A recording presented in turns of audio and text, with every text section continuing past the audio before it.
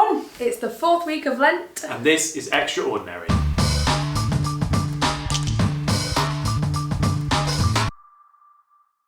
So, I think extraordinary is definitely the word for what's going on at the moment, and obviously we're all aware that things are a bit different, and we're all together, namely because this could be the last time we're here at the Briars for a bit, and it's a serious time, and I think it's important that we think about how we can continue to stick to what our church is about and to reach out to those people in need, but also just to be conscious and to keep safe, I suppose, as well, isn't it really? What kind of things do we...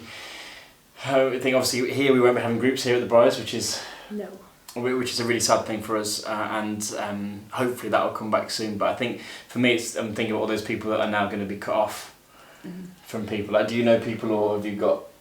Well, I'm okay at the minute. I don't know anyone who's had to self-isolate or anything like that. But obviously, if you do know anyone who has to, and you have the ability to be able to get them what they need, much like Jesus did with the people in his world at his time, then make sure you can do that safely. I think that's a good point, because the people in need are going to be hidden, aren't they? And we're not going to see it. And actually, these people are often hidden, full stop. People like the elderly, people like the... Yeah, they are. But I was thinking a bit about like the homeless as well, and the people who don't have homes. We're being told to self-isolate and go home.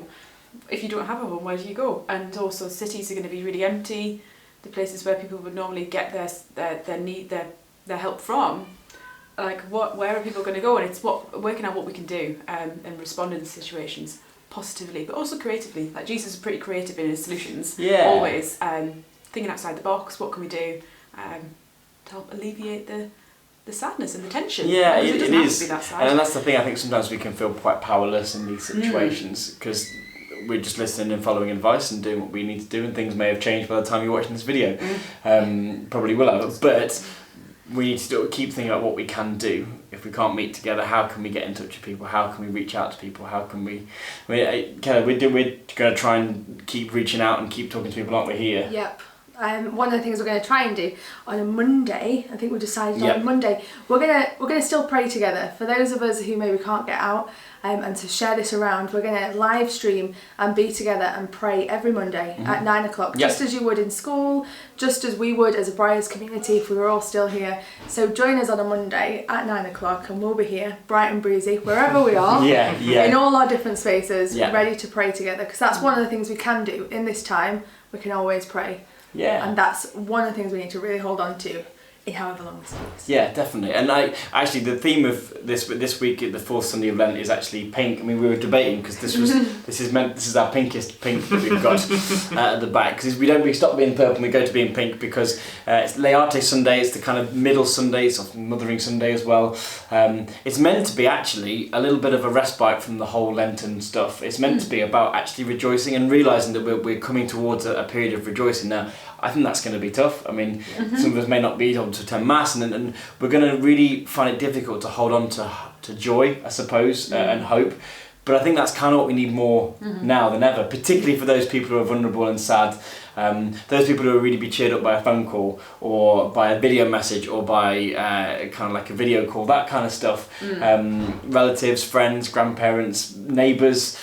I think we really need to focus on keeping the joy and bringing joy to people through acts of generosity and love and service. And so the best way I think we can do that is online, and we're going to try and do that. And I think as well we're going to try and do stuff every day if we can on our socials. All the socials are here. We were thinking about TikTok Tuesdays, weren't we? So we might put some stuff out on a Tuesday on our TikTok. And I know the team are working hard at the moment trying to create some really cool videos just to kind of keep you inspired, because it's still Lent, it's still Eastertide, it's still an important season in our church, and I think this reminds us more than ever that church is not about building. No. Church is about people, and just because we can't go to a building doesn't mean we can't be a church.